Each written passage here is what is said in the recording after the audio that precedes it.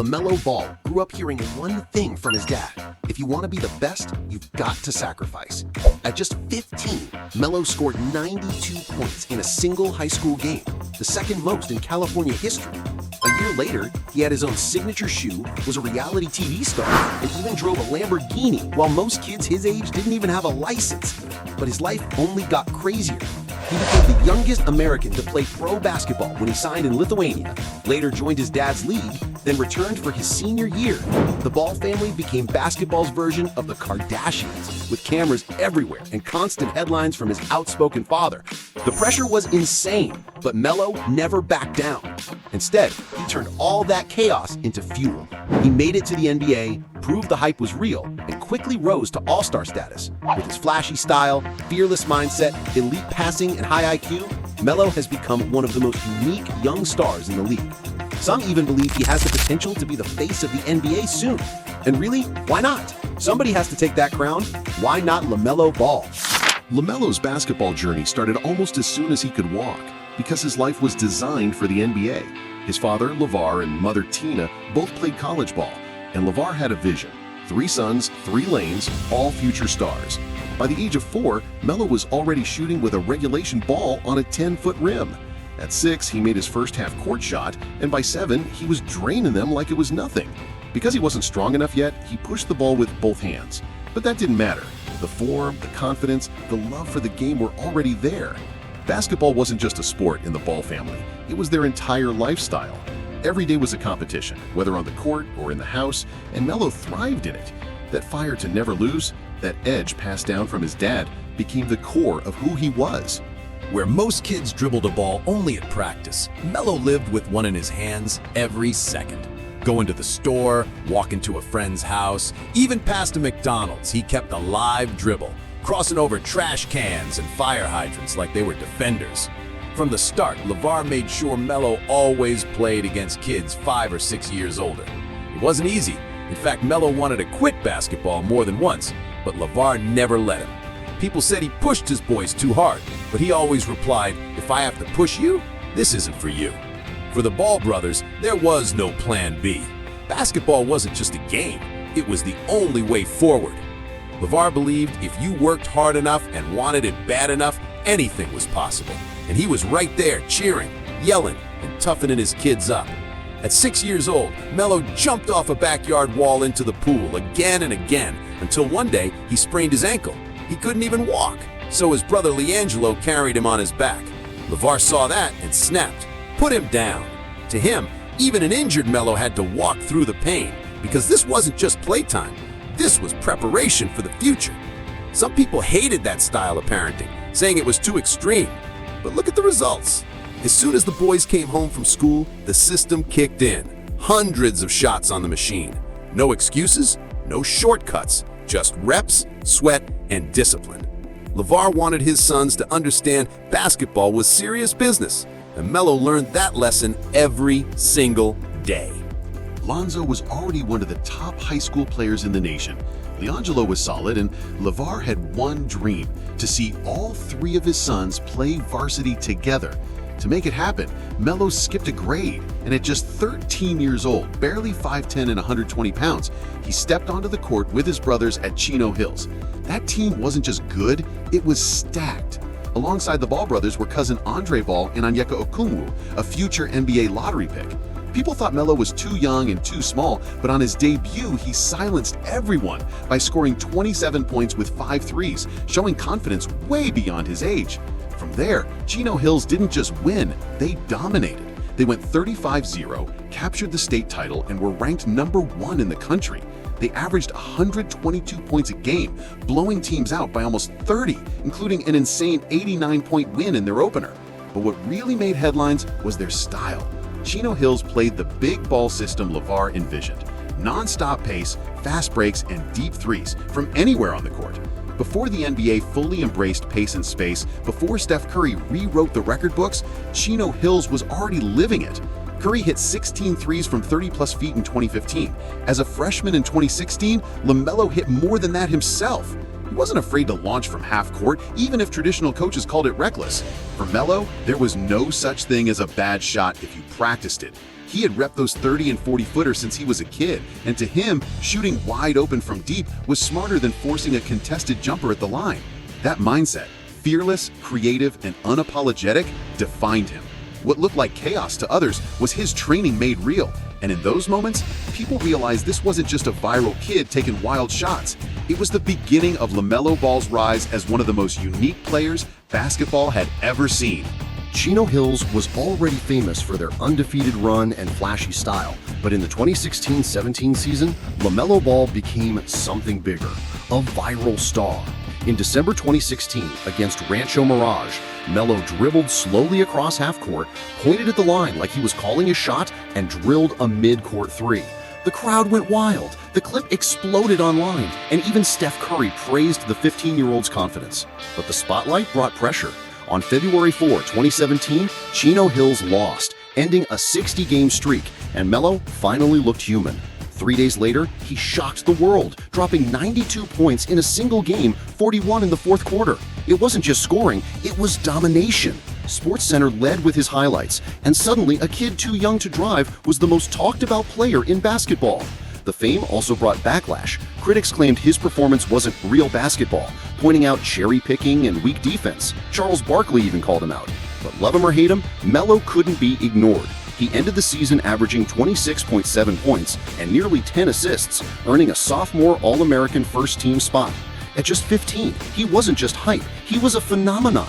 Melo had swagger, confidence, and a style that demanded attention, whether fans tuned in to cheer or criticize. What few realized was this was only the beginning of one of the loudest, wildest, and most unpredictable basketball journeys ever. Most of us second-guess ourselves. Most of us shrink under pressure. But LaVar had this unshakable belief in his sons. Maybe that's part of why they got so far. He turned that confidence into a business, launching Big Baller Brand, dropping basketball shoes for a jaw-dropping $495. Fans laughed, critics mocked, but the headlines kept coming and the Ball brothers kept playing. LaMelo, the youngest, lived through all of it. From reality TV cameras in his face, to the crazy expectations, to the constant media circus. He grew up in the chaos. But instead of breaking under the weight of his father's shadow, Melo learned to shine on his own. What seemed like a circus turned out to be his training ground.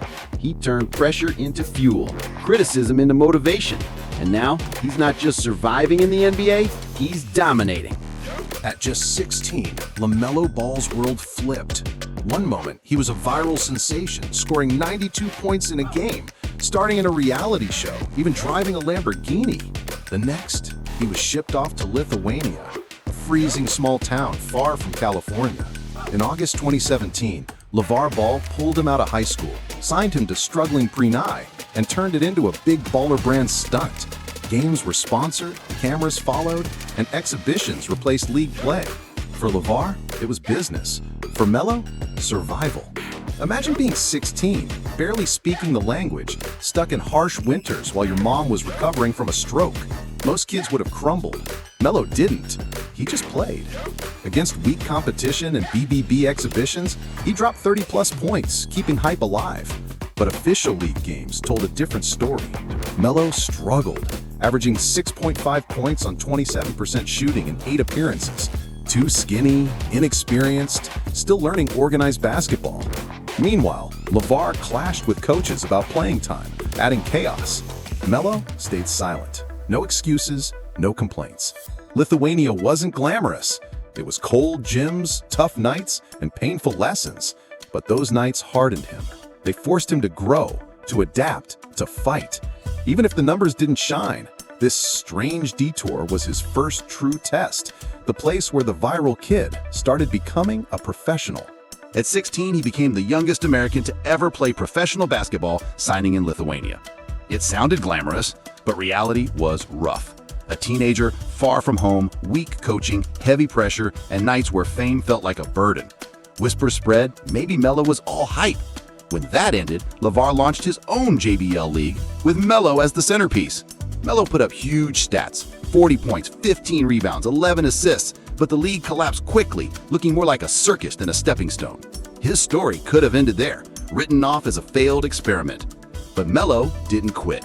He returned to high school at Spire Academy, drawing controversy but packing gyms everywhere. Some teams refused to play against him, yet coaches praised his passing as the best they'd ever seen at the high school level. With no college eligibility, the question was, what next? Melo's answer shocked everyone. He signed with the Illawarra Hawks in Australia's NBL, one of the weakest teams in the league, but finally a real challenge. Fans in Australia treated him like a rock star, but scouts wanted more than hype. Early games exposed his flaws: awkward shooting mechanics, poor shot selection, shaky defense. Doubts grew again. Then came the turning point. Instead of folding, Melo grew. His mechanics tightened, defense sharpened, efficiency improved. His passing was pure instinct, no-look dimes, full-court lobs, threading impossible angles. What impressed people most was maturity. Behind the Ball family circus, Melo was humble, coachable, and hardworking. Teammates loved him. Coaches praised his willingness to learn. Within months, he went from doubted project to a top 3 draft pick. Even when an injury cut his season short after 12 games, his averages 17 points, 7 rebounds, 11 assists against pros were enough to silence critics. Scouts flew across the globe just to confirm the hype. On draft night 2020, Melo was selected 3rd overall by the Charlotte Hornets, making him and Lonzo the first brothers ever both drafted in the top 3. The kid, once dismissed as a sideshow, was now one of the NBA's brightest young stars. At first he struggled, scoreless in his debut, looking lost. Haters called him a fraud, but within weeks he answered with a historic triple-double, becoming the youngest player in NBA history to do it at the time. Soon after, he was Rookie of the Year, then an All-Star, dazzling fans with fearless drives, deep threes, and passes that few players would even attempt. Injuries slowed him, costing him over 100 games across 2 seasons. The Hornets failed to win. Yet when healthy, Melo's brilliance shined. Averaging over 27 points per game while leading the league in shot attempts, he showed fearless confidence. Still, only 23. His defense may never be elite, but his offensive creativity makes him one of the most unique guards in the league. Coaches compare him to Manu Ginobili for his instincts, flair, and ability to electrify a team. From viral high school clips to dominating pros, LaMelo Ball has proven he's not just hype. He's a 6'7" playmaking savant with a style that demands attention. He turned chaos into opportunity, doubt into fuel, pressure into performance. His journey wasn't clean, it wasn't easy. It was wild and unpredictable. But that's what makes his rise so special. The question now isn't whether Melo belongs. That's answered. The real question is, how far can he go? LaMelo Ball's rise has been anything but normal. At 15, he scored 92 points in a high school game. By 16, he had a Lambo, his own shoe, and cameras on him everywhere. Doubts followed him overseas, where many thought his flash wouldn't translate to the NBA. And when he went scoreless in his debut, critics called him a fraud. Weeks later, he shut him up with a historic triple-double and was soon named Rookie of the Year. By 20, he was an all-star, wowing fans with passes no one else would dare attempt. Injuries slowed him, and Charlotte hasn't been a winning team, but Melo is still just 23. He's averaging over 27 points, pulling up from deep and proving he's one of the league's most creative guards. Defense remains a weakness, and people still question if he can truly lead a franchise. But every time he touches the ball, arenas light up. That's why fans watch. The kid, raised under constant cameras and pressure, is showing he belongs. And the craziest part, he's only getting started. Every game feels like a new chapter in a story we've been following since those Chino Hills mixtape days. If you enjoyed this deep dive into Melo's journey, don't stop here. I've got another NBA story waiting for you, one that's just as crazy, maybe even crazier. Click right here to keep watching, and let's keep the conversation going. Thanks for hanging out with me, and I'll see you in the next one.